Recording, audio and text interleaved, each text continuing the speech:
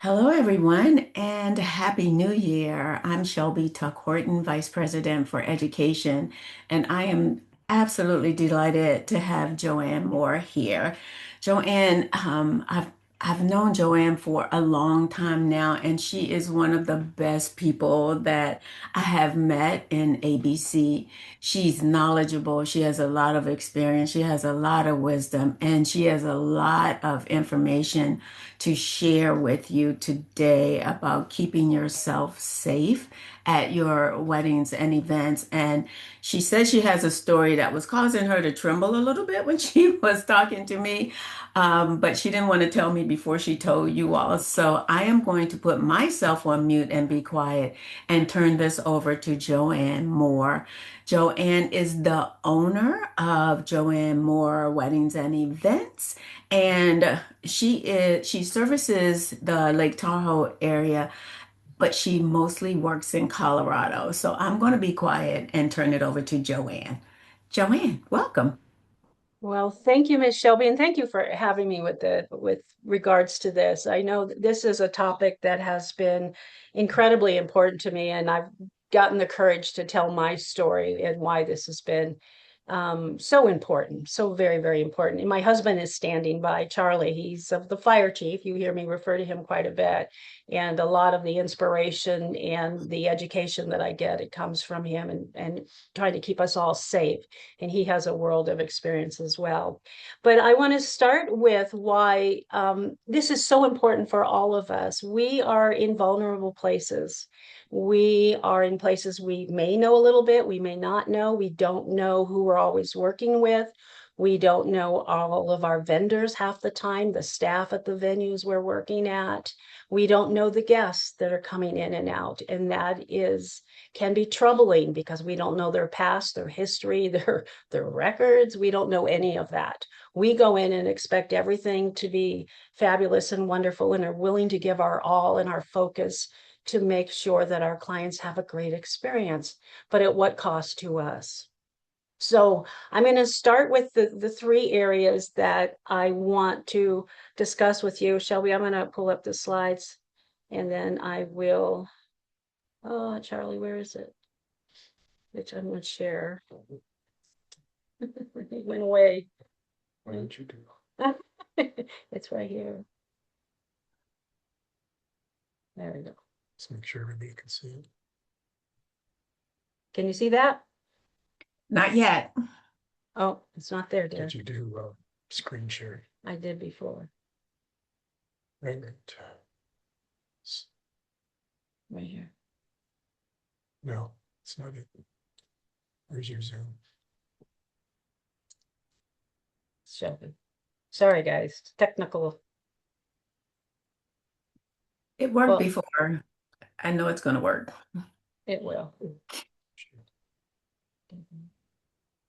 Okay. Well, I'm gonna. No, it was showing. It was. Mm-hmm. Okay. It says you are sharing your screen. All right. I'm just gonna pull it. Sorry, guys. I'm gonna tell my wife not to touch buttons, but Hey, hey, hey, hey. Come on now. I said nice things about you. I'll find it here in a second. But I'm going to start talking while he's doing that. I'm going to talk about three different areas. First of all, the venues that we're in, the locations. The second thing are the people, the guest list, the vendors we work with. And then the third thing is your personal awareness and situation. So I'm going to breeze through the first two because I think the third one of our safety is probably most important. You see that now, Miss Shelby? Yes, we're good. All righty. So we're going to talk about situational awareness. And just as I had explained, we're going to identify the risks that we have every day that we work in this field, early problem detections, and of course, the culture of safety. And it has to be a mindset that we start today. As our New Year's resolution, I'm going to concentrate on me being safe more than I have been paying attention to. We're so focused on pleasing our clients and their guests that we forget that we are important as well. So with that, Let's start with the venues. The exits, the emergency exits, are they clear of objects? And you can see in the photo here, this is actually an exit. I know when I do my site plans, I write where is my exits, and the exit signs are there for a reason. They will get you out to a safe place. Don't let the bars block the exits. Don't let furniture or tables block that exit. Those exits have to be that if there is a fire that takes off, people are going to rush to that exit. And if it's blocked, then you have a stampede of people that are on top of each other, and people have died from that. The other thing I want to warn you about is check your exits. And Charlie was just telling me that he was, I won't say who, but he was showing around a group for a presidential candidate that was coming to the Ritz-Carlton up in Bachelor Gulch, very high-end hotel. And he's the fire chief of that area. The what? The Secret Service, as he just whispered. And they were showing how they would get this candidate out the door quickly if there was an emergency. And they go, and there's the exit. And he goes, no, no, no. And he walks over and hits the door, and it doesn't open. They had poured concrete outside for a little patio walk area. And with rain and water that got underneath, it lifted that concrete blocking that door. So by him checking that, they had jackhammers out there that afternoon and opened that up. So if they needed to get this candidate out that door. So you want to not just know where your exits are, you want to check them. Also, when I do my site plans, when I walk through, I mark the exits with an X on my site plan. I also write FEX for fire extinguishers, where they are.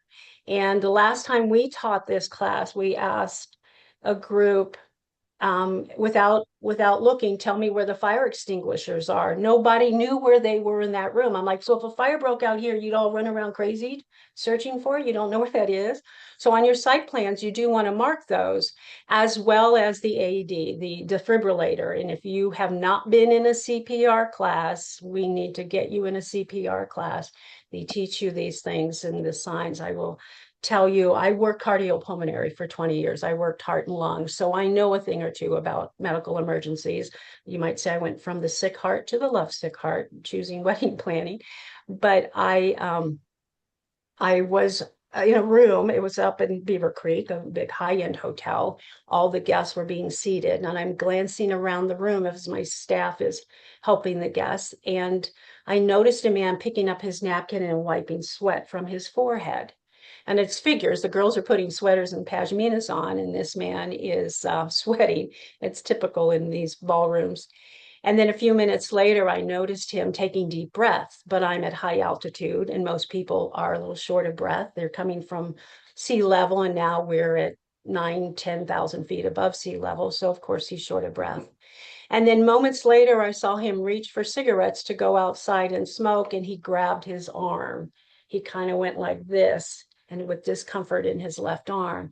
And it was at that moment I thought there's something going on with this man, not because I trained in the medical field for 20 years, but because I took a CPR class and I learned that those signs of sweating, shortness of breath, and a little pain in the arm could be something serious. So with that, I followed him outside. Brief conversation. He told me his doctor just diagnosed him with diabetes, overweight, stopped smoking, all those things. And yeah, I have high blood pressure. Oh, well, oh, well. And he kind of dismissed it. I knew better. And I said, let me see if my friends are around with a blood pressure cuff. Let's just check that. And I walked away and I called 911 and told what was going on. The ambulance showed up quickly. I asked for the names of my paramedics that were coming in, and they said, oh, JoAnn, it's Sarah and Paul. And I said, please tell Sarah and Paul it's JoAnn. I told them I had a friend coming with a blood pressure cuff, and I heard her go, smart. And the ambulance crew showed up. They took his blood pressure off the charts, like 180 over 120. It was ridiculous. 140 over 80 is typically what they say is normal, and his was very high. And they said, let's just do an EKG in the ambulance. Let's just check. And he agreed to go with them. Men are hard to convince. They think they will not be sick ever. But he willingly, seeing probably the fear in my eyes, something's going on, he went with them. I went inside, got his wife and all their belongings. They took him away in an ambulance. He was having a heart attack. So know that a heart attack is different than cardiac arrest. A heart attack, they're talking, they're walking, but the heart is struggling to beat.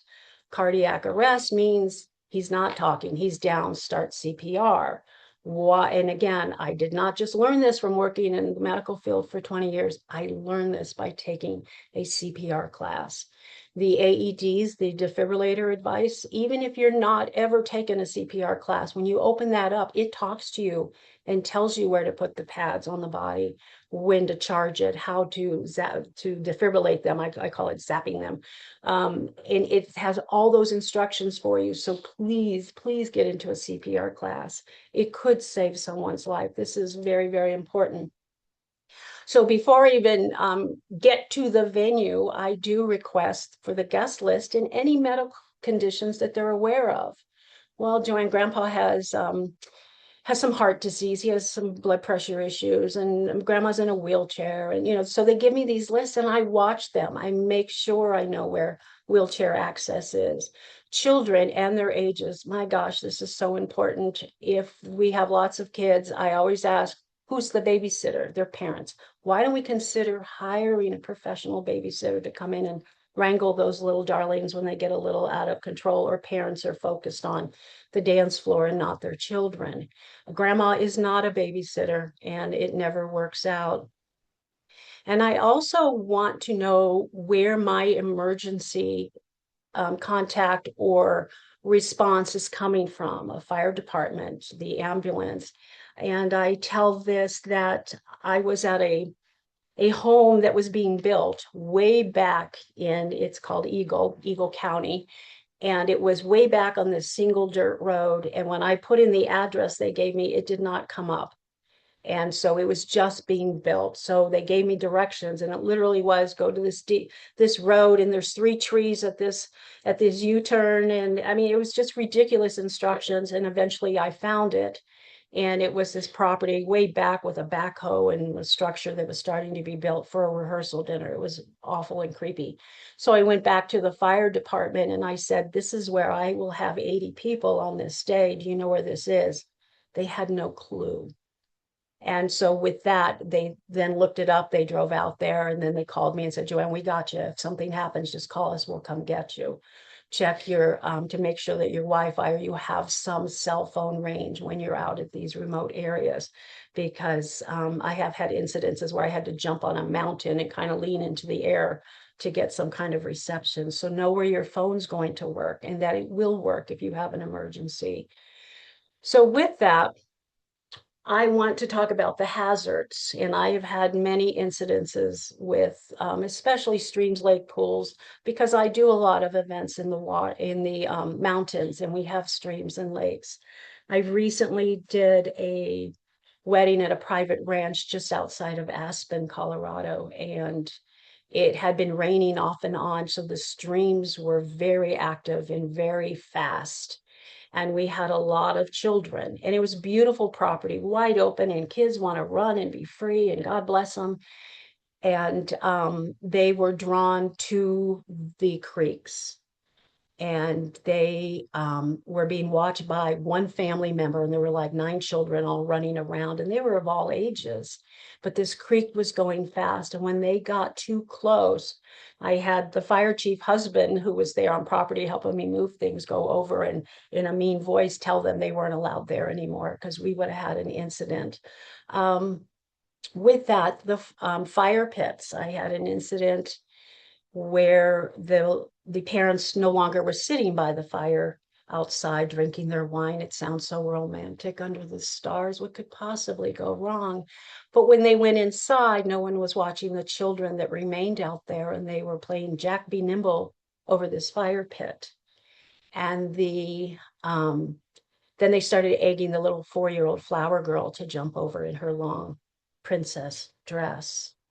And before she could even attempt, there was no way she would have made that jump. I saw them and shut off it was a gas fire pit, and shut it off before we had an incident. That's all we would remember, is something bad happened and not the beautiful wedding. So children, we really need a a professional babysitter or someone that's their only job is to watch children.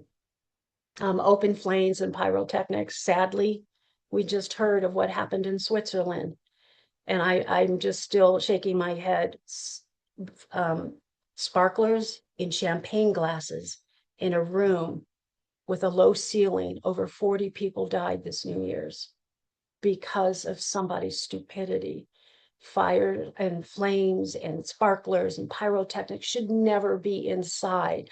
I know they have cold sparklers or cold fireworks that are chemicals, but they are also toxic chemicals. So even inside, it's not the best. I know people use them all the time, but it's not the best. Ooh, wind and electrical storms. Do you all have, I'm looking for my phone, I had it up. My radar on your phone. And the reason I ask you that is because my radar will show me where my storms are coming in. I don't know if you can see that. And it shows me where there's an earthquake. And if there's a red cell, I am getting people out of the outdoors. The red cell means lightning. And when I'm 10,000 feet above sea level and there's lightning in the area, something bad is going to happen because that lightning is going to hit. And I have had flowers destroyed. I've had hoopas destroyed with lightning. I've had all kinds of things happen at high altitude. And wind can take things and move things down to the next county. So know what's coming your way and protect your guest. Also, boy, this one's tough. Tents and bounce houses.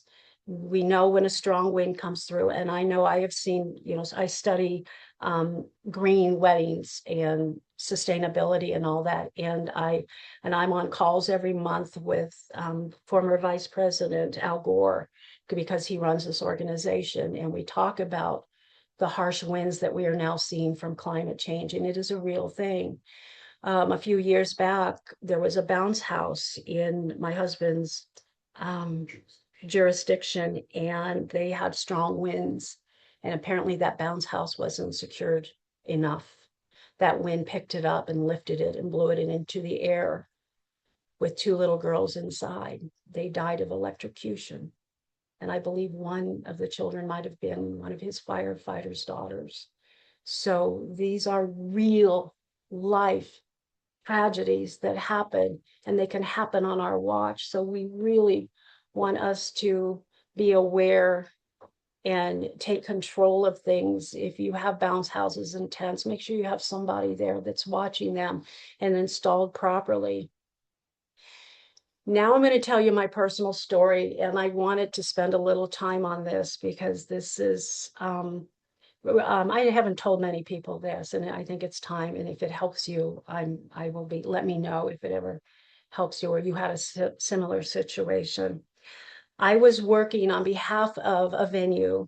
It's called a Pavilion, and it's in Vail, Colorado. And they called me in because the father of the bride who booked this venue was, they said frugal. I actually say cheap. He was incredibly cheap for his daughter's wedding, and he counted on friends and favors to be the vendor team for this event. The caterer was a friend of his that owned sandwich shops, and so of course he'd be a good caterer. And the staff were sandwich makers, and the food compliments of Costco. And the DJ was a friend of the groom because he had the best stereo system and lots of CDs back then. This was probably about 15 years ago, and put together playlists.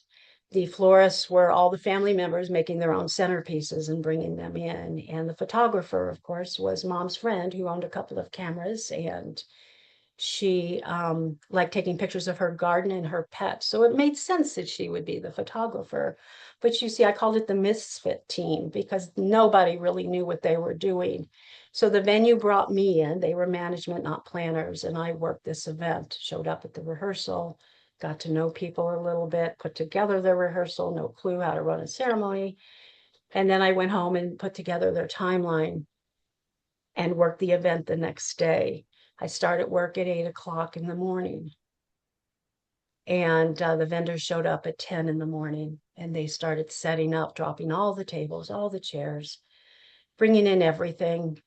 And the event was supposed to end at 11, which it did.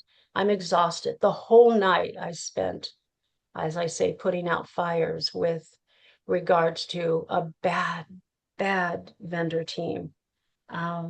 Reminding the florist, hey, they're cutting the cake. You probably want to get that photo. And dad's giving a speech. Maybe that's a good photo. And the DJ, hey, your music's been off for 10 minutes. You think maybe you should put the next set of music on?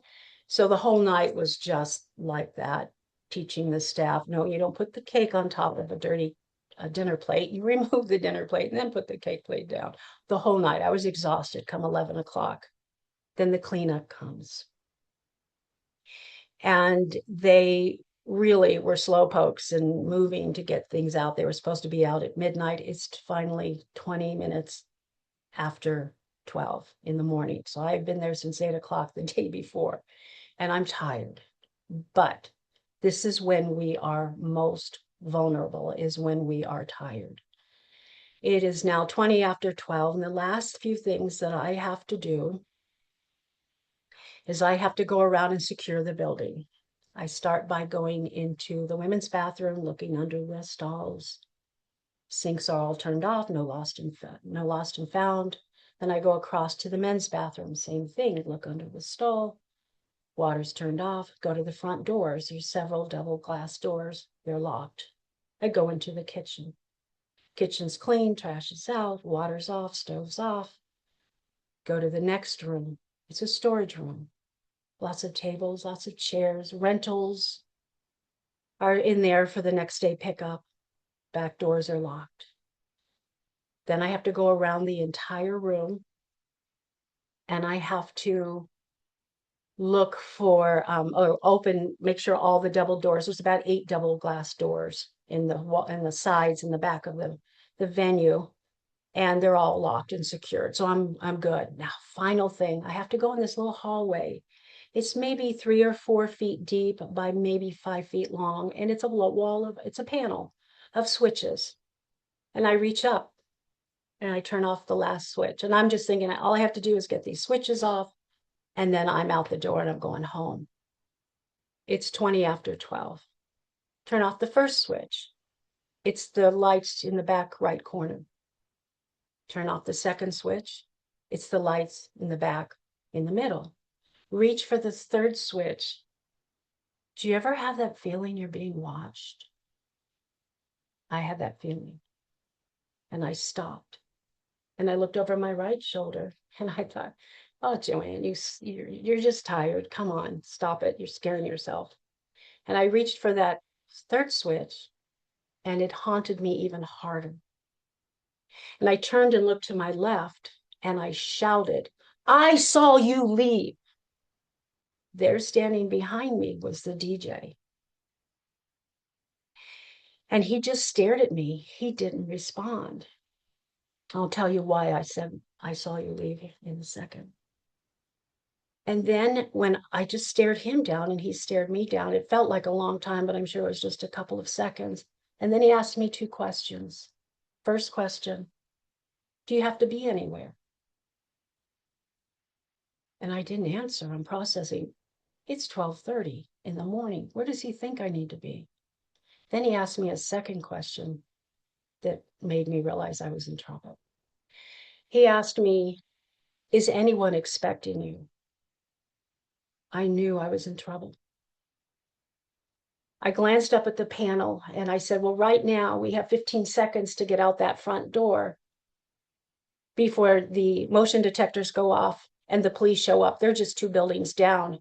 And he stared at me like, what did she just say? And I pointed to the door and in my mom voice, I yelled, go.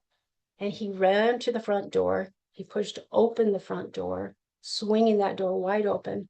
I ran behind him. I grabbed the bar of that door and pulled it closed with me still inside. I ran and grabbed a phone and I called 911. The police showed up. Something I noticed at that moment, his car was not in the parking lot. He ran into the darkness of the parking lot, but his car was not there. The police showed up and said, did you get a license plate, make or model? And I said, no. And the venue doesn't require that. All I had was his name, his cell phone number, and his email address. That's all the venue provided me with. He didn't touch me. He scared the bejeebies out of me, but he didn't do anything to me. But I know he was ready to, had I not thought quick on my feet. So my rehearsed response when I shouted at him, "I saw you leave," I practiced a few responses that I would say. Never, ever do you want to say, "Oh my God, you scared me." Would you forget? You want to be mean and angry and you want to take control, because the second you say, "Oh my God, you scared me," he did exactly what he wanted. He got you. He scared you. He's controlling your emotions. Don't let that happen. Have a rehearsed response. It was my quick thinking that got me out of this tragedy. And it was, could have been a tragedy, but looking up at that wall of panels, those were just light switches. There was no timer. The alarm was to be set at the front door. It wasn't there, but he didn't know that. He did not know that. So my quick thinking to lie, and I know I needed to get him away from me and somehow separated by the building. So he needed to be outside. So me being angry when I pointed to the door and yelled, "Go," that also saved me, because he thought there really was an urgency to get out before the police showed up. And as I said, I was going to poo-poo my feeling, my gut feeling. I was just going to shake it off. "Oh, JoAnn, you're just tired." We have to trust our sixth sense, that feeling that just won't go away. When you trust that, you're already a step ahead. You're looking for something. And so with that, it sounds like I did everything right. Police showed up. I was safe. I did so many things wrong that night. So many things wrong. I want to share those with you. And they could have, if I had just done a few more, I keep saying, I know I wouldn't have been as frightened as I was, or felt so vulnerable or scared to this day when I'm alone, or one of just the last few in a building. What was in my hands when I was going around checking everything? Nothing. I had nothing in my hands. There are some devices that you can get. This is called My Kitty. Can you see that? It's called My Kitty. You can get it on security things. And what you do is you put this in your hands. No, no, I'm going through this. It's all right. They see me. You see me? You guys all see me? Yeah. Shelby, can everybody see me there? Yes. Okay, otherwise I can stop sharing, because I still have notes here for you. But you see this, and so when somebody, if he were to grab me from behind, it's this, because these ears, these little Hello Kitty ears, hurt, or punch him in the face with it. I didn't have that in my hands. I was freaking out. I also didn't have an alarm device. Birdie or Spartan Defense, these are on security sites. I know when Charlie and I talk, we now do drawings to hand these out. And I don't want to ruin your ears, but when you pull this apart, that sound happens. It's a distraction. It's a deterrent. It scares them. They don't know where that's coming from. So I actually have this. This is a Birdie, and Spartan has one as well. Again, defense. I know Birdie, every once in a while I see what is it?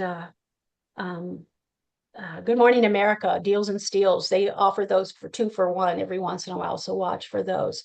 But I always have that now on my person when I am alone. I have that on my belt loop or my belt or someplace on my body that I can just pull it and it's a loud noise. Pepper spray is another thing, pepper spray or one of those things. The other thing I did really wrong, except for the venue said I did it right, but I did it wrong. They make all the vendors park at the far end of the parking lot so that the guests can park up close. I knew I was going to be the last one out, and still I parked at the very end of that parking lot. And when I parked, I pulled into my parking space. The driver's side was away from the front door. I don't even do that anymore when I go to the grocery store. I either back in or pull forward. So when I run to my car, my door is facing the direction I'm coming from. And that way I don't have to maneuver backing up to go. I just gun it and go wherever I park, especially when I'm at venues. I no longer park next to bushes, trees, vans, box trucks, with vehicles with tinted windows. Even when you're out by yourself, my friends, do not park next to these big things. Well, but that parking space is really close. It could be a trap. Even there's sites now going around on Facebook and stuff where people are leaving money or papers or something on your windshield, or money by your car door. Don't touch it, don't pick it up, because there's these chemicals that they're putting on there that you touch it and then within it has some kind of chemical that makes you pass out. Stop picking things up, put your windshield wipers on and blow it off. Don't touch those things. I walked out by myself. I didn't have anyone there with me. I did not call my husband and tell him, hey, I'm 30 minutes out from leaving, and wake him up. If he had woke up at 3 o'clock in the morning and I wasn't there, it might have been too late. Always let someone know where you are and when you should be expected back to your home, so you are protected. So someone is looking for you before they think someone is looking for you. Park under a light. Where I was parked, it was pure dark. There was no light there. I did not. And then it was later that I found out the security cameras that they had there did not go to where my car was parked. They only had one camera and it only went to where the guests parked. They didn't care about us vendors. I can tell you that after this event, I did go and meet with the management team that Monday morning and told them my experience. And at my recommendation, they did hire security now that comes in, licensed, insured, bonded, uniform security that comes into that venue for every event from 9 to midnight. And they make sure women are walked out safely, that they added security cameras, they added lighting. But it took me to be scared out of my mind to insist that this take place. Did you know that your car key fob, when you get out of your car and you walk to where you're going and you hit that key fob, you know there's devices that capture that code and can start your car and drive off with it? Never use that key fob to lock your car. When you get out of your car, hit that lock, close the door, and go where you're going. I know this is true. I know this is accurate because my daughter had that happen to her. She was tired. She came home from work. She's a nurse at an emergency animal hospital. She was just over it. She starts walking. Oh, I forgot to lock my car. Click, click. She comes out the next day to go to work and her car is not there. They found it 3 days later, totaled. And it's a key fob thing. So they now will break windows and use this wand that they can magically put over your dashboard, and it will capture your key fob or your key code as well, and they can start your car and drive off with it. When I am staying overnight in a hotel or something, I use a steering wheel lock. You see that? It doesn't need a key. It's a deterrence. When they look in and see, oh, shoot, she locked her steering wheel, they're going to go to the next car and leave mine alone. I've not had any problems using this and coming out the next day. It's a little bit of a pain in the backside when, now I'm tired and I just want to go home and I have to unlock it, but my car's there. So that's the good news. So use things like that. Stop using your key fob to lock. When you get close to your car and you're going to get in it to use your key fob, that's okay.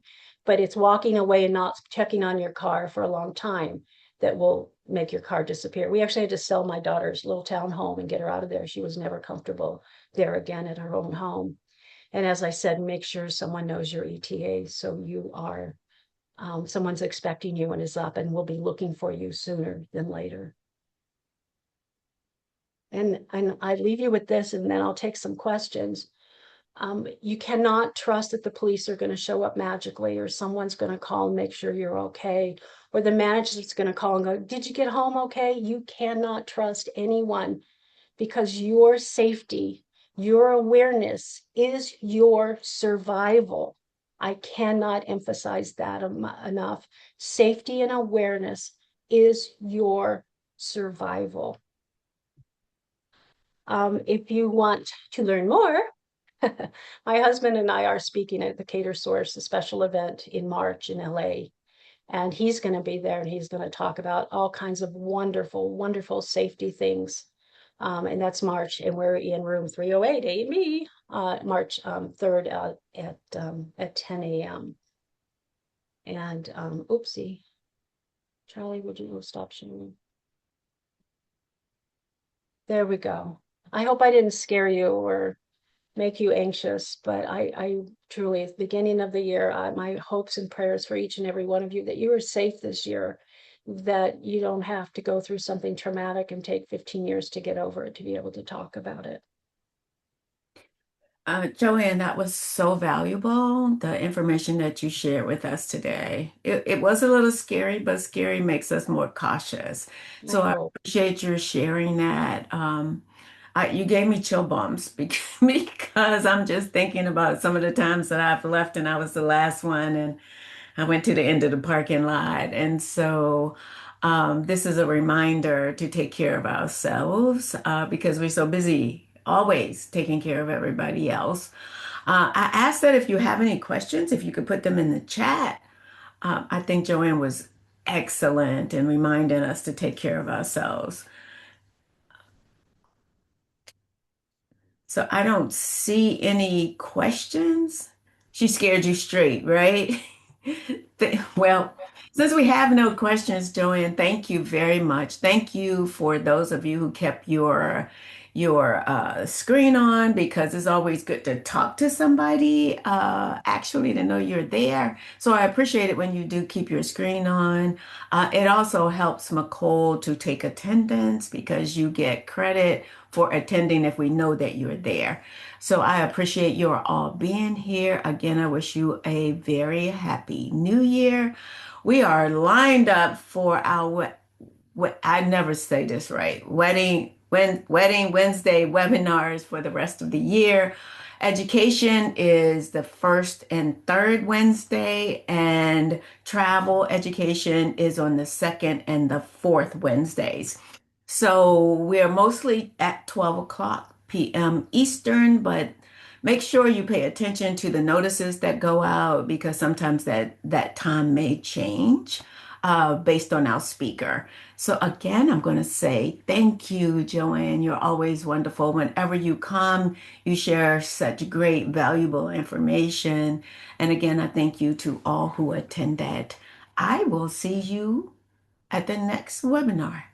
Bye. Stay safe, everyone. Stay safe. Thank you so much. Bye.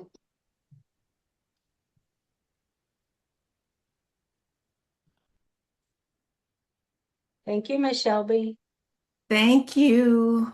Bye, If you JoAnn. need anything, call me. I will. You know I will. Bye bye. And thank you to Charlie too, Oh, my tech guy. your tech guy. Bye bye. Have a good rest of your day. You as well.